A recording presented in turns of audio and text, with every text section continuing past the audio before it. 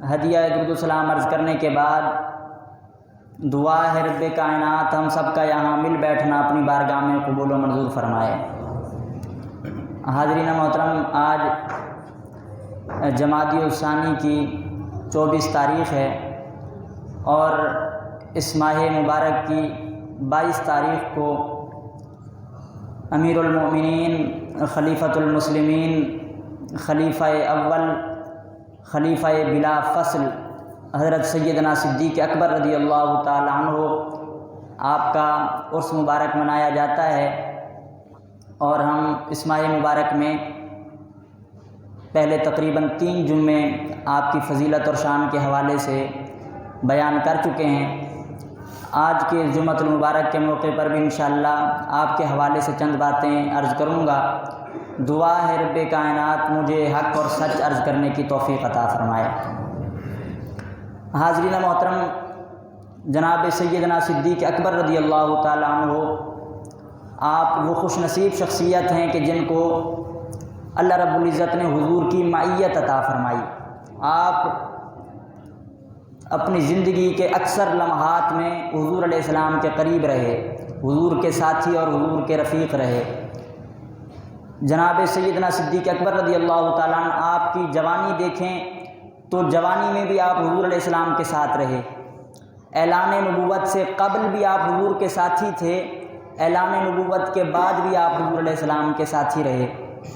آپ مکہ میں بھی حضور علیہ السلام کے ساتھی رہے، مدینہ میں بھی آپ حضور علیہ السلام کے ساتھی رہے۔ جناب سیدنا صدیق اکبر رضی اللہ تعالیٰ عنہ آپ ہر وقت حضور علیہ السلام کے ساتھ رہے۔ اگر یوں کہا جائے تو بے جانا ہوگا کہ حضور علیہ السلام کا سایہ نہیں تھا، لیکن جو سایہ بن کر ہر وقت حضور کے ساتھ رہا وہ جناب صدیق اکبر ہے۔ آپ ہر وقت حضور علیہ السلام کے ساتھ رہے، حتیٰ کہ غار میں بھی آپ حضور کے ساتھ تھے اور مزار میں بھی آپ آج حضور کے ساتھ ہی موجود ہیں۔ اور جناب سیدنا صدیق اکبر رضی اللہ تعالیٰ عنہ آپ کا حضور علیہ السلام سے تعلق فقط دنیا تک محدود نہیں۔ حضور علیہ السلام ارشاد فرماتے ہیں لِكُلِّ نَبِيٍّ رَفِيقٌ، اللہ نے ہر نبی کے لیے کوئی نہ کوئی رفیق بنایا ہے، ہر نبی کا کوئی نہ کوئی ساتھی بنایا ہے۔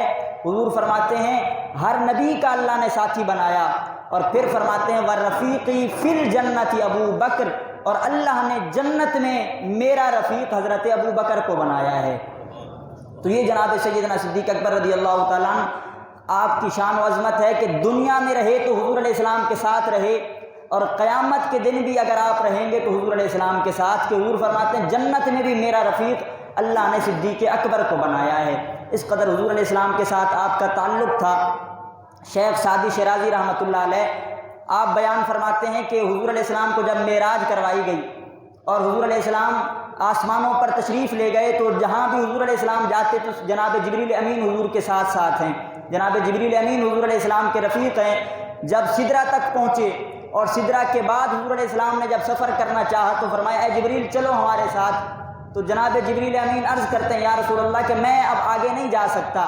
شیخ سعدی رحمۃ اللہ علیہ آپ نے اپنے الفاظ میں یوں بیان فرمایا کہ جناب جبریل امین عرض کرتے ہیں یا رسول اللہ اگر یک سرے منہ برتر پرم، یا رسول اللہ اگر میں سر کے بال کے برابر بھی اوپر جاتا ہوں تو جل کر راکھ ہو جاؤں گا۔ اگر یک سرے منہ برتر پرم فروغ تجلا بسوزت پرم، کہ اگر میں اس سے آگے گیا تو میں جل کر راکھ ہو جاؤں گا۔ تو یہاں شیخ سعدی شیرازی فرماتے ہیں یہ جبریل امین تھے، جناب صدیق اکبر نہیں تھے۔ اگر صدیق اکبر ہوتے تو جل کر راکھ ہو جانا تو پسند کر لیتے، مگر حضور کا ساتھ کبھی نہ چھوڑ کر جاتے۔ کہ اللہ رب العزت نے حضور کے ساتھ صدیق اکبر کا ایسا تعلق رکھا کہ ہر جگہ آپ حضور کے ساتھ رہے، کبھی حضور کا ساتھ نہیں چھوڑا۔ بلکہ مولانا روم رحمۃ اللہ علیہ آپ کی میں پہلے بھی کئی بار حکایات عرض کر چکا ہوں کہ مولانا روم رحمۃ اللہ علیہ مثال کے ذریعے سے بات سمجھانے کے عادی ہیں۔ جب بھی مولانا روم کوئی مسئلہ سمجھاتے ہیں تو مثال کے ذریعے سے بات سمجھاتے ہیں۔ آپ نے جناب صدیق اکبر کے حوالے سے ایک بات سمجھانے کے لیے ایک درمیان میں ایک واقعہ اور حکایت نقل فرمائی۔ آپ فرماتے ہیں کہ ایک مرتبہ بادشاہ نے لیلا کو بلا لیا۔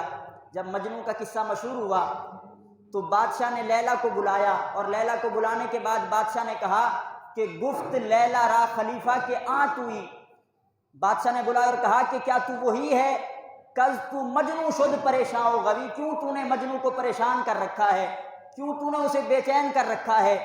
لیلا کو بلایا اور کہا کہ کیوں تو نے مجنوں کو پریشان کر رکھا؟ اور اب بادشاہ نے کہا از دیگر خوباں تو افضو نیستی، کہ تو اتنی زیادہ خوبصورت تو نہیں ہے، تجھ سے زیادہ حسن والی عورتیں موجود ہیں، تجھ سے زیادہ حسن و جمال والی عورتیں موجود ہیں، تو نے مجنوں کو کیوں پریشان کر رکھا ہے؟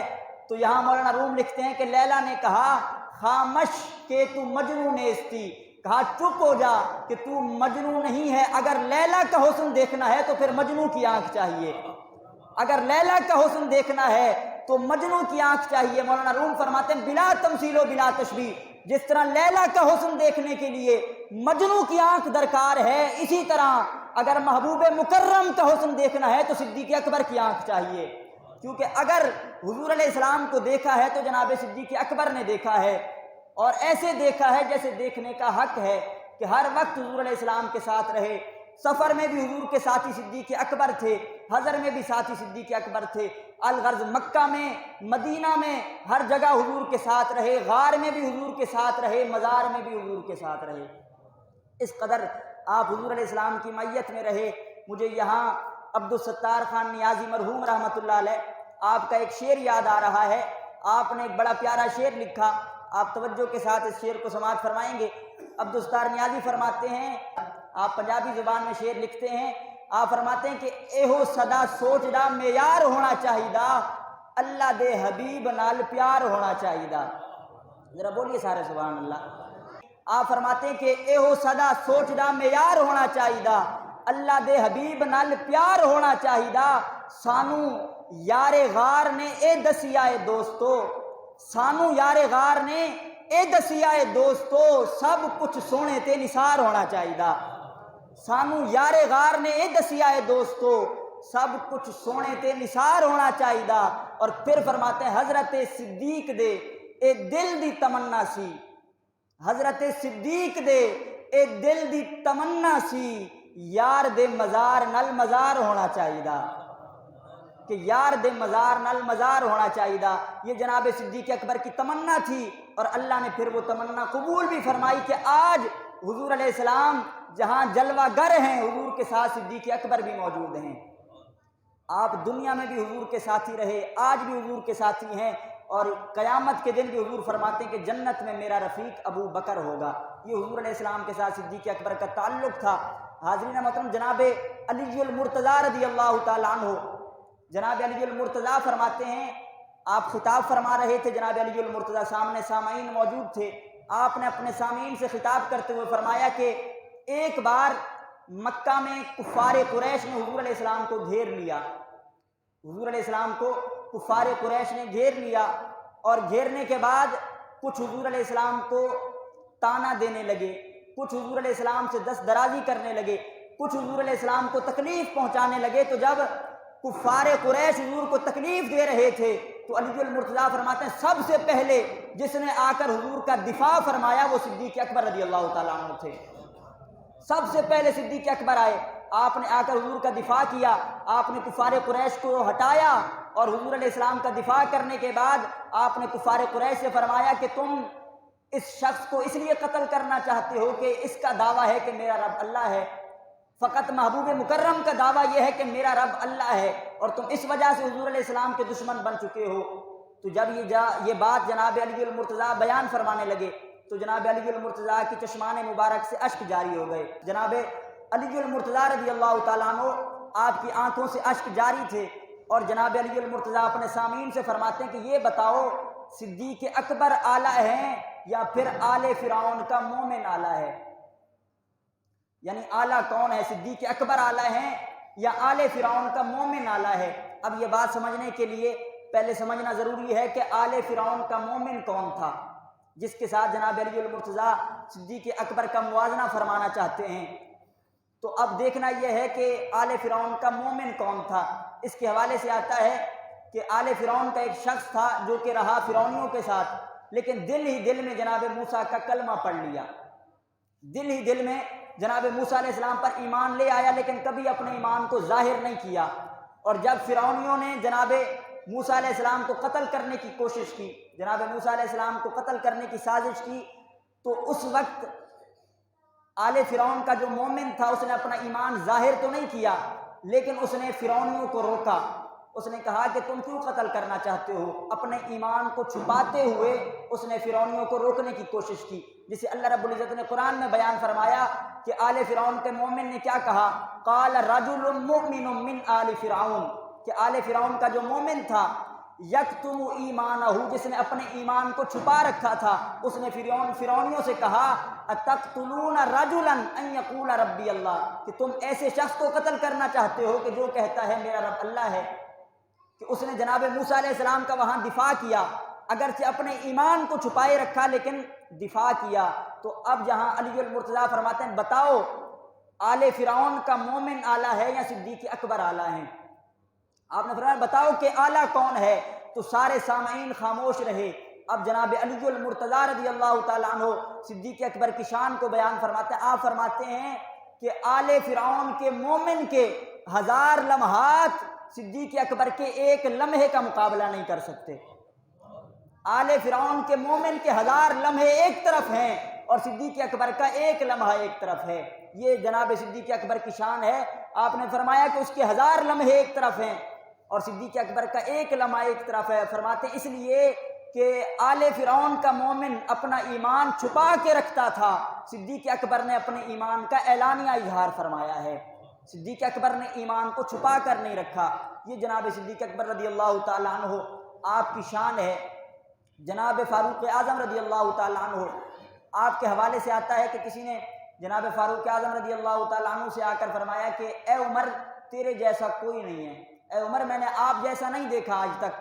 تو جب جناب فاروق اعظم کی اس نے تعریف کی اور کہا کہ اے عمر آپ جیسا نہیں دیکھا، تو جناب عمر فرمانے لگے یہ بتا کیا تو نے صدیق اکبر کو دیکھا ہے؟ کیا تو نے صدیق اکبر کو دیکھا؟ اس نے کہا نہیں میں نے جناب صدیق اکبر کو تو نہیں دیکھا۔ آپ فرماتے اگر تو کہتا کہ میں نے صدیق اکبر کو دیکھا ہے تو آج تجھے کوڑے لگواتا کہ تو صدیق اکبر جیسے شخص کو دیکھنے کے بعد بھی کہے کہ عمر تیرے جیسا نہیں دیکھا۔ آپ نے پھر آگے خود ارشاد فرمایا، آپ فرماتے ہیں یوم من ابی بکر خیر من آل عمر۔ جناب فاروق اعظم فرماتے ہیں کہ ابو بکر کا ایک دن عمر کی آل سے بہتر ہے۔ یہ جناب فاروق اعظم جناب صدیق اکبر کی شان بیان کر رہے ہیں کہ جناب صدیق اکبر کی شان و عظمت کا عالم یہ ہے کہ آپ کا ایک دن عمر کی پوری آل سے بہتر ہے۔ اور جناب فاروق اعظم رضی اللہ تعالیٰ عنہ آپ کی شان و عظمت کا عالم یہ ہے کہ جناب سیدہ طیبہ عائشہ صدیقہ رضی اللہ تعالیٰ عنہ، آپ نے حضور علیہ السلام کی بارگاہ میں عرض کی یا رسول اللہ یہ ارشاد فرمائیں کہ آسمان کے ستاروں کے برابر بھی کسی کی نیکیاں ہیں؟ کیا کوئی ایسا خوش نصیب بھی ہے کہ آسمان کے ستاروں کے برابر اس کی نیکیاں ہوں؟ تو حضور علیہ السلام نے ارشاد فرمایا کہ آسمان کے ستاروں کے برابر میرے عمر کی نیکیاں ہیں۔ اس قدر جناب فاروق اعظم شان والے ہیں کہ حضور فرماتے ہیں آسمان کے ستاروں کے برابر عمر کی نیکیاں ہیں۔ پھر جناب سیدہ عائشہ صدیقہ عرض کرتے ہیں رسول اللہ میرے بابا کی نیکیاں کتنی ہیں؟ میرے بابا جناب صدیق اکبر کے بارے میں ارشاد فرمائیں۔ تو حضور علیہ السلام ارشاد فرماتے ہیں کہ عمر کی ساری نیکیاں ایک طرف ہیں، ابو بکر کی ایک نیکی ایک طرف ہے۔ عمر کی ساری نیکیاں ایک طرف ہیں، ابو بکر کی ایک نیکی ایک طرف ہے۔ یہ جناب صدیق اکبر رضی اللہ تعالیٰ عنہ کی شان ہے۔ اور حضور علیہ السلام نے جا بجا حضور علیہ السلام نے جناب صدیق اکبر کی شان کو بیان فرمایا۔ ایک روایت میں آتا ہے حضور علیہ السلام ارشاد فرماتے ہیں، اب یہ آپ جناب صدیق اکبر کی شان کا جملہ سنیے گا کہ اللہ تعالیٰ نے کیسی شان عطا فرمائی صدیق اکبر کو۔ حضور علیہ السلام ارشاد فرماتے ہیں کہ اگر کوئی بندہ میرے دادا جناب ابراہیم کا سینہ دیکھنا چاہتا ہے تو وہ جناب ابو بکر کا سینہ دیکھ لے۔ اگر کوئی بندہ جناب ابراہیم کا سینہ دیکھنا چاہتا ہے تو وہ ابو بکر کا سینہ دیکھے۔ اور یہی وجہ تھی کہ جب جناب فاروق اعظم کو خبر ہوئی کہ حضور علیہ السلام نے فرمایا ہے کہ جو ابراہیم کا سینہ دیکھنا چاہتا ہے وہ ابو بکر کا سینہ دیکھے، تو جناب فاروق اعظم یہ خواہش کرتے ہیں، آپ فرماتے ہیں کاش میں ابو بکر کے سینے کا بال ہوتا، کاش میں ابو بکر کے سینے کا بال ہوتا۔ یہ اللہ رب العزت نے جناب صدیق اکبر کو شان عطا فرمائی۔ حضور علیہ السلام ارشاد فرماتے ہیں کہ جب میں معراج پر تشریف لے گیا، جب میں معراج پر گیا، حضور فرماتے ہیں سدرۃ المنتہا سے آگے تھا، ابھی لا مکان سے نیچے تھا۔ اب یہ بات بڑی قابل غور ہے کہ اللہ رب العزت نے حضور علیہ السلام کو جب معراج کروائی، حضور فرماتے ہیں میں سدرہ سے اوپر تھا، لامکان سے نیچے تھا، حضور فرماتے اتنے میں کسی نے مجھے پکارا، قف قف یا محمد ان ربک یصلی، قف قف یا محمد ان ربک یصلی۔ اب یہ بڑا قابل غور نکتہ ہے، حضور فرماتے ہیں میں سدرہ سے اوپر تھا، ابھی لامکان سے نیچے تھا، وہ جگہ میرے لیے غیر مانوس تھی، نئی جگہ تھی۔ حضور فرماتے ہیں کسی نے مجھے پکارا، قف قف یا محمد ان ربک یصلی، اے محبوب رک جائیں، رب آپ پر درود پڑھنا چاہتا ہے، اے محبوب رک جائیں، رب آپ پر درود پڑھنا چاہتا ہے۔ حاضرین محترم آپ ذرا غور فرمائیں، رب کائنات قادر مطلق ہے، جب حضور مکہ میں تھے اس وقت بھی تو رب درود پڑھ سکتا تھا، جب حضور مدینہ میں تھے اس وقت بھی درود پڑھا جا سکتا تھا، جب حضور مسجد اقصیٰ میں تشریف لے گئے اس وقت بھی درود پڑھا جا سکتا تھا، جب حضور پہلے آسمان پر پہلے سے ساتویں آسمان تک گئے اس وقت بھی درود پڑھا جا سکتا تھا، جب جنت میں گئے حضور علیہ السلام جب عرش و کرسی کی سیر کر رہے تھے رب نے اس وقت درود نہیں پڑھا، لیکن جب حضور سدرہ سے اوپر تھے، لامکان سے نیچے تھے، رب نے فرمایا محبوب رک جا کہ اب ہم درود پڑھنا چاہتے ہیں۔ وجہ کیا ہے؟ دراصل رب کائنات یہ زمانے کو بتانا چاہتا ہے کہ زمانے والوں کا دستور ہے مہمان کا استقبال گھر سے باہر آ کر کرتے ہیں، مہمان کا استقبال دہلیز سے باہر آ کر کرتے ہیں۔ رب نے فرمایا محبوب رک جا، میں اپنی شان بندہ نوازی کے ساتھ آج درود پڑھ کر تیرا استقبال کرنا چاہتا ہوں۔ فرمایا محبوب رک جا کہ آج ہم درود پڑھ کے تیرا استقبال کرنا چاہتے ہیں، اس لیے سدرہ سے اوپر بلا کر لامکان سے نیچے بلا کر حضور پر درود پڑھا۔ لیکن جو بات قابل غور ہے، جس بات تک میں آپ کو لانا چاہتا ہوں، حضور فرماتے ہیں جب میں سدرہ سے اوپر تھا، لامکان سے نیچے تھا، جگہ غیر مانوس تھی۔ غیر مانوس جگہ کا مطلب ہوتا ہے جب بندہ کسی نئی جگہ پر جائے تو دل نہیں لگ رہا ہوتا، بے چینی ہوتی ہے۔ حضور فرماتے ہیں وہ جگہ میرے لیے غیر مانوس تھی، رب نے مجھے انس دلانے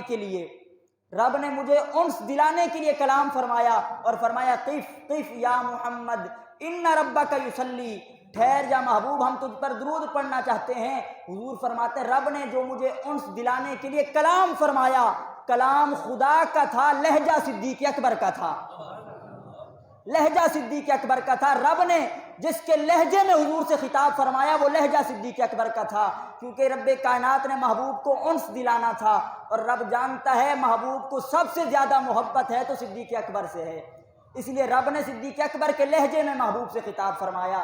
یہ جناب صدیق اکبر کی شان ہے کہ رب صدیق اکبر کے لہجے میں محبوب سے کلام فرما رہا ہے۔ حاضرین محترم رب کائنات نے صدیق اکبر کو بڑی شانوں سے نوازا۔ آپ کے سامنے چند باتیں عرض کرتا ہوں جناب صدیق اکبر رضی اللہ تعالیٰ عنہ کے حوالے سے۔ حضرت صدیق اکبر رضی اللہ تعالیٰ عنہ آپ کی شان و عظمت کا عالم یہ ہے کہ ایک مرتبہ آپ بارگاہ رسالت میں حاضر ہوئے اور عرض کرتے ہیں یا رسول اللہ مجھے اجازت عطا فرمائیں، میں لوگوں کو اسلام کی دعوت دینا چاہتا ہوں۔ ابھی 40 کے قریب بھی لوگ مسلمان نہیں ہوئے تھے اور اس وقت اعلانیہ طور پر کوئی بھی اسلام کی دعوت نہیں دے رہا تھا۔ آپ عرض کرتے ہیں یا رسول اللہ مجھے اجازت عطا فرمائیں، میں لوگوں کو دعوت دینا چاہتا ہوں، اسلام کی طرف بلانا چاہتا ہوں۔ تو حضور علیہ السلام نے اجازت عطا فرمائی کہ اے ابو بکر آپ کو اجازت ہے، آپ لوگوں کو اسلام کی دعوت پیش کریں۔ تو جناب صدیق اکبر نے سارے کفار قریش کو جمع کیا اور آپ نے ان کے سامنے خطاب فرمایا، حضور بھی وہاں موجود تھے۔ پہلا اسلام کی دعوت دینے والا شخص اور اسلام کے بارے میں علل اعلان لوگوں کے سامنے خطاب فرمانے والا شخص صدیق اکبر ہے۔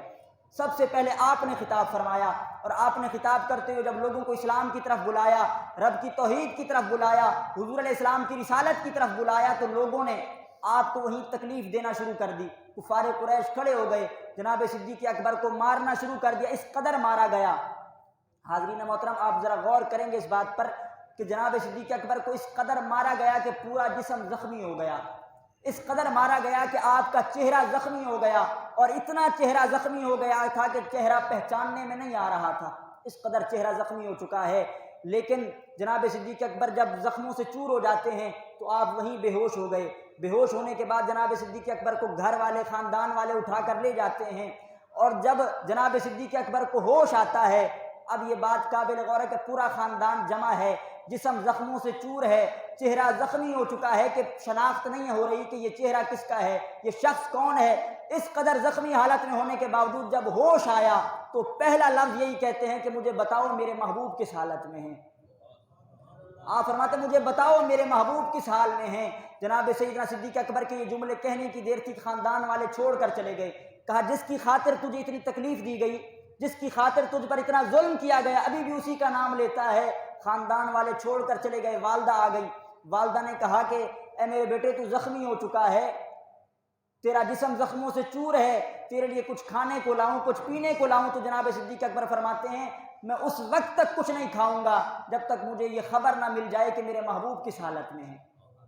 جب تک مجھے حضور علیہ السلام کی خبر نہیں ملے گی میں کچھ نہیں کھاؤں گا۔ جناب صدیق اکبر اپنی والدہ سے فرماتے ہیں کہ آپ جائیں اور جناب فاروق اعظم کی ہمشیرہ کے پاس پہنچیں۔ جناب فاروق اعظم نے ابھی تک اسلام قبول نہیں کیا تھا، لیکن ان کی ہمشیرہ اسلام قبول کر چکی تھی۔ آپ نے والدہ کو جناب فاروق اعظم کی ہمشیرہ کے گھر بھیجا۔ آپ کی والدہ وہاں پہنچتی ہیں اور جناب فاروق اعظم کی ہمشیرہ سے پوچھتی ہیں کہ بتاؤ محبوب مکرم کیسے ہیں؟ تو جناب فاروق اعظم کی ہمشیرہ خود تشریف لے آتی ہیں اور آ کر صدیق اکبر سے خیریت معلوم کرتی ہیں، اور صدیق اکبر سے فرماتی ہیں کہ صدیق اکبر محبوب مکرم بالکل خیر و عافیت سے ہیں، لیکن آپ فرماتے ہیں مجھے بتاؤ حضور کہاں ہیں، کس حالت میں ہیں؟ تو جناب فاروق اعظم کی ہمشیرہ بتاتی ہیں کہ اس وقت حضور دار ارقم میں موجود ہیں، حضور بالکل خیر عافیت سے ہیں اور دار ارقم میں موجود ہیں۔ تو جناب فاروق اعظم فرماتے ہیں خدا کی قسم میں اس وقت تک کچھ نہیں کھاؤں گا جب تک آنکھوں سے محبوب مکرم کو نہ دیکھ لوں، جب تک حضور علیہ السلام کو دیکھوں گا نہیں اس وقت تک کچھ نہیں کھاؤں گا۔ تو اب جناب فاروق اعظم کو اسی زخمی حالت میں آپ کی والدہ اور جناب فاروق اعظم کی ہمشیرہ دار ارقم تک لے کر جاتی ہیں، اور جب دار ارقم میں پہنچتے ہیں حضور علیہ السلام کے چہرے کی زیارت کرتے ہیں تو آپ کو قرار آتا ہے۔ اور پھر جب حضور علیہ السلام نے ارشاد فرمایا کہ اے صحابہ مجھے آج تک کسی کے مال نے اتنا نفع نہیں دیا جتنا نفع صدیق اکبر کے مال نے دیا، تو جب یہ بات سنتے ہیں تو صدیق اکبر رونے لگ جاتے ہیں۔ صدیق اکبر کی آنکھیں اشک بار ہیں، آپ رو رہے ہیں۔ آپ فرماتے ہیں یا رسول اللہ، آپ فرماتے ہیں کہ صدیق اکبر کے مال نے سب سے زیادہ نفع دیا ہے، حالانکہ حقیقت یہ ہے حل انا و مالی الا لک یا رسول اللہ، یا رسول اللہ یہ جان بھی ابو بکر کی آپ کے لیے ہے، یہ مال بھی تو آپ کے لیے ہے، یا رسول اللہ یہ مال بھی میرا آپ کی خاطر ہے، میری جان بھی آپ کی خاطر ہے۔ اگر یوں کہا جائے تو بے جانا ہوگا کہ صدیق اکبر گویا یوں عرض کر رہے تھے کہ یا رسول اللہ کیا پیش کروں تم کو، کیا چیز ہماری ہے، یہ دل بھی تمہارا ہے، یہ جان بھی تمہاری ہے۔ ذرا جا کر بولے ایک بار سبحان اللہ۔ یہ جناب صدیق اکبر رضی اللہ تعالیٰ عنہ آپ کی شان و عظمت ہے۔ آپ نے فرمایا صلی اللہ یہ مال اور یہ جان آپ ہی کے لیے تو ہے۔ جناب صدیق اکبر نے اپنا سب کچھ محبوب مکرم پر قربان کر دیا، اور پھر حضور علیہ السلام نے آپ کو انعام یہ عطا فرمایا کہ مکہ میں رہے تو جناب صدیق اکبر کے ساتھ، اور جب مدینہ ہجرت کرنے لگے تو آپ نے اپنا رفیق ہجرت کے لیے صدیق اکبر کو چنا، صدیق اکبر کو اپنے ساتھ لے کر گئے کہ جب واقعہ ہجرت شروع ہوا تو جناب سیدنا صدیق اکبر اور حضور علیہ السلام کا سفر جاری ہے، اور جو کفار ہیں وہ تلاش میں ہیں حضور علیہ السلام کی۔ حضور علیہ السلام اور صدیق اکبر کا سفر جاری ہے۔ اب منظر دیکھیں آپ کہ حضور جناب صدیق اکبر یہ ساتھ سفر کر رہے ہیں، صدیق اکبر سفر کرتے ہوئے کبھی حضور کے آگے آ جاتے ہیں، کبھی حضور علیہ السلام کے پیچھے آ جاتے ہیں، کبھی دائیں آتے ہیں، کبھی بائیں آتے ہیں۔ تو حضور علیہ السلام نے فرمایا ابو بکر یہ کیسا منظر ہے، کبھی آپ ہمارے آگے آ جاتے ہیں، کبھی ہمارے پیچھے آ جاتے ہیں، کبھی دائیں کبھی بائیں، یہ منظر کیا ہے، یہ ماجرا کیا ہے؟ عرض کرتے ہیں یا رسول اللہ کہ آج کفار قریش ہماری تلاش میں ہیں، وہ ہم پر حملہ کرنا چاہتے ہیں، میں آپ کے چاروں طرف اس لیے گھوم رہا ہوں کہ اگر آپ پر کوئی حملہ کرے تو صدیق اکبر آپ پر اپنی جان کو قربان کر دے، جب کوئی آپ پر حملہ کرنے کے لیے آئے گا تو اس کا وار صدیق اکبر کے سینے پر آئے۔ یہ آپ کی محبت تھی۔ حضور علیہ السلام کے آگے گھوم رہے ہیں، کبھی پیچھے کبھی دائیں کبھی بائیں۔ اب سفر آگے شروع ہوتا ہے تو جناب سیدنا صدیق اکبر رضی اللہ تعالیٰ عنہ آپ عرض کرتے ہیں یا رسول اللہ کہ یقیناً یہ ابو جہل والے اور کفار قریش یہ کھوجی کو لے کر آئیں گے، اور وہ بڑا تیز ہے، وہ پتھریلی زمین پر بھی لوگوں کے قدموں کے نشان کو پہچان لیتا ہے۔ اگر وہ کھوجی لے کر آئے اور اس نے ہمارے قدموں کے نشانات کو پہچان لیا تو یہ ہم پر حملہ کر دیں گے۔ تو حضور علیہ السلام نے فرمایا ابو بکر بتاؤ اب کیا کیا جائے؟ اب یہ بات آپ جو بھی اہل ذوق بیٹھے ہیں انشاءاللہ یہ بات سنیں گے تو لطف آئے گا کہ حضور نے فرمایا ابو بکر اگر کھوجی کو لے کر آئیں گے وہ قدموں کے نشان پہچان لیتا ہے تو کیا کیا جائے؟ تو جناب صدیق اکبر عرض کرتے ہیں یا رسول اللہ ایسا کرتے ہیں چلتے دونوں ہیں لیکن قدم ایک کے لگیں گے، یا رسول اللہ ایسا کرتے ہیں کہ دونوں سفر کرتے ہیں، قدم ایک کے لگیں گے۔ تو حضور نے فرمایا ابو بکر یہ کیسے ہوگا؟ تو آپ فرماتے ہیں رسول اللہ ترکیب میرے پاس موجود ہے، وہ یہ ہے کہ میرے قدم زمین پر لگیں گے اور آپ کے قدم میرے کندھوں پر لگیں گے۔ میرے قدم زمین پر ہوں گے، آپ کے قدم میرے کندھوں پر ہوں گے۔ جناب صدیق اکبر نے ہجرت کے موقع پر حضور علیہ السلام کو اپنے کندھوں پر سوار کر لیا۔ اور یہاں میں یہ جملہ ضرور کہنا چاہوں گا کہ جناب صدیق اکبر کی کیا قسمت ہے۔ اگر ہم قرآن پڑھتے ہیں تو اللہ فرماتا ہے لو انزلنا ھذا القرآن علی جبل لرأیتہ خاشعا متصدعا من خشیۃ اللہ، کہ اللہ نے فرمایا کہ ہم نے قرآن میں یہ طاقت رکھی ہے کہ اگر یہ قرآن پہاڑوں پر نازل ہو جاتا، پہاڑ اس کا بوجھ نہ اٹھا پاتے، پہاڑ ریزہ ریزہ ہو جاتے۔ میں نے کہا صدیق اکبر تیری قسمت پر قربان جاؤں، تو نے اپنے کندھوں پر صاحب قرآن کو بھی اٹھا لیا ہے، تو نے کندھوں پر قرآن کو بھی اٹھا لیا ہے۔ یہ صدیق اکبر کی شان ہے، محبوب کو کندھوں پر اٹھا لیا۔ اب ہجرت کی طرف جا رہے ہیں، سفر جاری ہے، غار ثور تک پہنچے۔ اب غار ثور پر پہنچنے کے بعد جناب صدیق اکبر عرض کرتے ہیں رسول اللہ آپ یہیں تشریف فرما ہو جائیں، میں جاتا ہوں غار کی صفائی کرتا ہوں، کیونکہ یہ پرانی غار ہے، کہیں کوئی موذی آپ کو تکلیف نہ پہنچا دے۔ یا رسول اللہ میں غار میں پہلے داخل ہوتا ہوں، کہیں کوئی آپ کو موذی تکلیف نہ پہنچائے۔ صدیق اکبر غار میں تشریف لے گئے، آپ نے غار کو صاف کیا اور جتنے بھی سوراخ تھے وہ سارے اپنے کپڑے سے بند کر دیے، ایک سوراخ باقی رہ گیا۔ جناب سیدنا صدیق اکبر رضی اللہ تعالیٰ عنہ باہر آتے ہیں، حضور علیہ السلام سے عرض کرتے ہیں رسول اللہ آپ تشریف لے چلیں، اب غار صاف ہو چکی ہے۔ ذرا بولیے سبحان اللہ۔ یہاں صوفیہ کرام نے ایک بڑا پیارا نقطہ ارشاد فرمایا ہے۔ صوفیہ کرام فرماتے ہیں اگر چاہتے ہو کہ تمہارے دلوں میں حضور تشریف لے آئیں تو پہلے دلوں میں صدیق اکبر کو بسا لو۔ اگر چاہتے ہو کہ حضور تشریف لائیں تو پہلے ابو بکر کو اپنے دلوں میں جلوہ گر کرو۔ کیوں؟ ابو بکر جب تمہارے دل میں آئیں گے وہ تمہارے دل کا تزکیہ کریں گے، تمہارے دل کو صاف کریں گے اور مصطفیٰ کے لائق بنائیں گے۔ کیونکہ جناب صدیق اکبر غار میں جب پہلے گئے، غار کو مصطفیٰ کے لائق بنایا، تمہارے دل میں آئیں گے، تمہارا دل بھی حضور کے لائق بنے گا۔ پھر جب حضور تشریف لائیں گے تو پھر تم کہہ سکتے ہو کہ اے عرش نشین قوسین مکی، ایک بار تو ایسا ہو جائے تم عرش سے دل میں آ جاؤ، دل عرش معلیٰ ہو جائے۔ تم عرش سے دل میں آ جاؤ، دل عرش معلیٰ ہو جائے۔ حاضرین محترم، جناب صدیق اکبر غار میں موجود ہیں، حضور علیہ السلام کو غار میں آپ نے بلایا۔ اب منظر یہ ہے کہ غار میں جناب صدیق اکبر کی گود ہے، حضور علیہ السلام کا سر مبارک جناب صدیق اکبر کی گود میں ہے، اور الحمدللہ ہمارا اتفاقی نظریہ ہے، یہ ہمارا اجماعی نظریہ ہے کہ جس جگہ پر حضور علیہ السلام جلوہ گر ہوں وہ جگہ کائنات کی ہر چیز سے اعلیٰ ہے۔ جس جگہ پر حضور علیہ السلام جلوہ گر ہیں وہ جگہ کائنات کی سب سے اعلیٰ جگہ ہے، حتیٰ کہ ہمارا نظریہ یہ ہے کہ جس جگہ حضور جلوہ گر ہوں وہ جگہ عرش سے بھی اعلیٰ ہے۔ جس جگہ حضور جلوہ گر ہیں وہ سب سے اعلیٰ جگہ ہے۔ تو مفتی احمد یار خان نعیمی رحمۃ اللہ علیہ آپ اس نقطے کو بیان فرماتے ہیں کہ حضور علیہ السلام نے اپنا سر مبارک جناب صدیق اکبر کی گود میں رکھا، اور جہاں حضور جلوہ گر ہوں وہ جگہ عرش سے اعلیٰ ہے۔ آپ فرماتے ہیں بلا تمثیل و بلا تشبیہ، جس گھڑی حضور کا سر مبارک جناب صدیق اکبر کی گود میں تھا اس وقت صدیق اکبر کی گود عرش معلیٰ سے بھی اعلیٰ تھی۔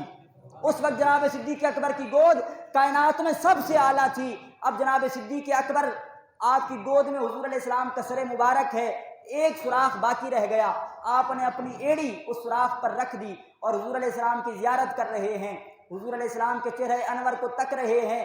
اتنے میں جس سوراخ کو کھلا آپ نے چھوڑ دیا اور اس پر ایڑی رکھ دی، وہاں سے سانپ نے ڈسنا شروع کر دیا۔ جب سانپ نے ڈسا تو جناب صدیق اکبر کو بتقاضۂ بشریت تکلیف ہوئی، لیکن آپ نے پاؤں نہیں ہٹایا، آپ نے پاؤں نہیں ہٹایا۔ یہاں جناب اعلیٰ حضرت عظیم البرکت فرماتے ہیں کہ جان بچانا سب سے بڑا فرض ہے، نماز سے بڑا فرض جان بچانا ہے، کہ جان ہوگی تو نماز ہوگی۔ اسی طرح اگر کوئی بندہ کن پٹی پر بندوق رکھ دیتا ہے اور کہہ دیتا ہے کہ تم یہاں پر کہو کلمہ کفریہ، تو علماء فرماتے ہیں اجازت ہے اس وقت کلمہ کفریہ بولنے کی بھی۔ کیوں؟ کیونکہ جان ہوگی تو آگے عمل ہوگا، لہٰذا جان بچانا سب سے بڑا فرض ہے۔ لیکن اعلیٰ حضرت عظیم البرکت فرماتے ہیں کہ جناب صدیق اکبر نے حضور کی خاطر اپنی جان کو بھی قربان کر دیا، سب سے بڑا فرض حضور پر قربان کر دیا۔ اور آپ بیان فرماتے ہیں کہ صدیق بلکہ غار میں جان ان پہ دے چکے، ذرا بولیے سبحان اللہ۔ جناب اعلیٰ حضرت فرماتے ہیں صدیق بل کے غار میں جان ان پہ دے چکے اور حفظ جان تو جان فروز غرر کی ہے، یعنی جان بچانا سب سے بڑا فرض ہے، لیکن صدیق نے آپ پر قربان کر دیا۔ اور پھر فرماتے ہیں مولا علی نے واری تیری نیند پر نماز، مولا علی نے حضور کی نیند پر نماز کو قربان کر دیا۔ مولا علی نے واری تیری نیند پر نماز، وہ بھی اثر جو سب سے اعلیٰ خطر کی ہے، کیونکہ فرمایا گیا کہ حافظوا علی الصلوات والصلاۃ الوسطی، تمام نمازوں کی حفاظت کرو لیکن خصوصاً درمیانی نماز کی حفاظت کرو۔ لیکن جناب صدیق اکبر نے وہ درمیانی نماز بھی حضور پر قربان کر دی۔ اعلیٰ حضرت فرماتے ہیں کہ صدیق بل کے غار میں جاں ان پہ دے چکے اور حفظ جاں تو جان فروز غرر کی ہے، اور مولا علی نے واری تیری نیند پر نماز، وہ بھی اثر جو سب سے اعلیٰ خطر کی ہے۔ پھر فرماتے ہیں ہاں تو نے ان کو جان انہیں پھیر دی نماز، تو نے ان کو جان انہیں پھیر دی نماز۔ یا رسول اللہ ہاں صدیق اکبر نے اگر جان قربان کی تھی، آپ نے لعاب دہن لگا کر صدیق کو جان واپس کر دی۔ اگر علی نے نماز قربان کی تھی، آپ نے سورج کو واپس بلا کر علی کو نماز واپس کر دی۔ لیکن اعلیٰ حضرت فرماتے ہیں ہاں تو نے ان کو جان انہیں پھیر دی نماز، پر وہ تو کر چکے تھے جو کرنی بشر کی ہے، وہ تو کر چکے تھے جو کرنی بشر کی ہے۔ اب ذرا غور کریں، نماز اہم فرض ہے لیکن علی نے نماز مصطفیٰ پر قربان کر دی۔ جان بچانا اہم فرض ہے، صدیق اکبر نے وہ بھی محبوب پر قربان کر دی۔ تو اعلیٰ حضرت فرماتے ہیں ثابت ہوا کہ جملہ فرائض فروع ہیں، اصل الاصول بندگی استاجور کی ہے، اصل الاصول بندگی استاجور کی ہے۔ حاضرین محترم، جناب سیدنا صدیق اکبر رضی اللہ تعالی عنہ، آپ کو سانپ نے ڈسا، بتقاضۂ بشریت تکلیف ہوئی، پاؤں نہیں ہٹایا، لیکن آپ کی آنکھوں سے اشک جاری ہو جاتے ہیں اور آنسوؤں کا قطرہ حضور علیہ السلام کے چہرہ مبارک پر آتا ہے۔ حضور علیہ السلام بیدار ہوتے ہیں، پوچھتے ہیں ابو بکر کیا ہوا؟ جناب صدیق اکبر عرض کرتے ہیں رسول اللہ کسی موذی نے کاٹ لیا ہے۔ اب یہاں تک بھی بات موجود ہے کہ جو سانپ جس نے کاٹا تھا وہ جناب داؤد کے زمانے سے آیا ہوا تھا، وہ حضور علیہ السلام کے دیدار کے لیے آیا تھا، کئی 100 سالوں سے غار میں بیٹھا تھا کہ ایک دن محبوب آئیں گے ان کا دیدار کروں گا۔ لیکن جب صدیق اکبر کی ایڑی سامنے تھی تو علماء فرماتے ہیں وہ کاٹ نہیں رہا تھا، صدیق کے قدموں کو چوم رہا تھا، صدیق اکبر کے قدموں کو چوم رہا تھا۔ اور حضور علیہ السلام نے گویا جناب صدیق اکبر کی موجودگی میں زمانے کو یہ پیغام دے دیا کہ سانپ دیدار کے لیے آیا تھا، صدیق کے قدموں کو چوم رہا تھا۔ یہ زمانے کو پیغام ہے کہ اگر محبوب کی زیارت کرنا چاہتے ہو تو صدیق کی خدمت میں حاضر ہو جاؤ، جو صدیق اکبر کی خدمت میں حاضر نہیں ہوگا اسے محبوب کا دیدار بھی نہیں ہو سکتا۔ حاضرین محترم، اب اختصار کے ساتھ کچھ باتیں اور عرض کرنا چاہوں گا کہ اب غار کے اندر حضور بھی موجود ہے، صدیق اکبر بھی موجود ہیں۔ اتنے میں کچھ کفار آئے، اس غار کے قریب تک پہنچے، لیکن منظر کیا تھا کہ غار کے باہر کبوتروں نے گھونسلہ بنا کر انڈے دے دیے ہیں، ایک مکڑی نے آ کر پورا جالا بن دیا ہے، وہ واپس چلے گئے کہ یہ غار تو بہت پرانی معلوم ہوتی ہے، یہاں کون داخل ہوا ہوگا۔ جب حضور نے ان کی آواز کو سنا تو حضور علیہ السلام نے فرمایا کہ اللہ نے ہماری حفاظت کی خاطر کبوتروں کو بھیج دیا ہے، اللہ نے ہماری حفاظت کی خاطر کبوتروں کو بھیجا ہے۔ یہاں حضور علیہ السلام نے کبوتروں کے حق میں دعا فرمائی، حضور علیہ السلام نے ارشاد فرمایا مالک مولا یہ ہماری حفاظت کے لیے آئے ہیں، ہماری ناموس کی حفاظت کر رہے ہیں، اے مالک مولا ان کبوتروں کو حرم میں آباد فرما دے۔ کیا دعا فرمائی؟ مالک مولا ان کبوتروں کو حرم میں آباد فرما۔ اور علماء نے لکھا ہے چاہے حرم مدینہ ہو چاہے حرم مکہ ہو، آج مکہ اور مدینہ میں جتنے کبوتر نظر آ رہے ہیں یہ سارے انہی کبوتروں کی نسل میں سے ہیں، سارے انہی کبوتروں کی نسل میں سے ہیں جنہوں نے غار کے باہر حضور کی ناموس پر پہرا دیا تھا۔ اب اگر آپ توجہ فرمائیں تو میں آپ کے سامنے ایک جملہ عرض کرنا چاہوں گا کہ جنہوں نے غار کے باہر پہرا دیا تھا وہ آج بھی مزار کے باہر موجود ہیں اور فیض حاصل کر رہے ہیں، اور صدیق اکبر نے غار کے اندر پہرا دیا تھا، آج بھی مزار کے اندر فیض حاصل کر رہے ہیں۔ اور آپ جانتے ہیں صدیق اکبر آج حضور علیہ السلام کے ساتھ مزار میں موجود ہیں، اور اگر آپ قرآن پڑھ کر دیکھیں تو اللہ رب العزت فرماتا ہے منہا خلقناکم کہ ہم نے تمہیں جہاں سے پیدا کیا ہے وفیہا نعیدکم، وہیں پر تمہیں دوبارہ لوٹائیں گے۔ کیا فرمایا کہ تم جہاں سے ہم نے تمہیں پیدا کیا وہیں پر تمہیں ہم دفنائیں گے، وہیں پر تمہیں لوٹایا جائے گا، وَمِنْهَا نُخْرِجُكُمْ، اور وہیں سے قیامت کے دن نکالیں گے۔ یہاں علماء تفسیر فرماتے ہیں اس کا مطلب یہ ہے کہ بندے کو جس مٹی سے پیدا کیا جاتا ہے اسی مٹی میں ہی دفن کیا جاتا ہے۔ جہاں سے بندے کا خمیر لیا جاتا ہے وہیں پر اسے دفن کیا جاتا ہے۔ اب اگر اس آیت کے تناظر میں دیکھیں کہ جہاں سے بندے کی مٹی لی جاتی ہے، خمیر لیا جاتا ہے، وہیں دفن کیا جاتا ہے، تو آج جناب صدیق اکبر حضور کے ساتھ موجود ہیں، تو مجھے کہنے دو اللہ نے صدیق اکبر کا خمیر اسی مٹی سے لیا ہے جس مٹی سے محبوب کا خمیر لیا ہے۔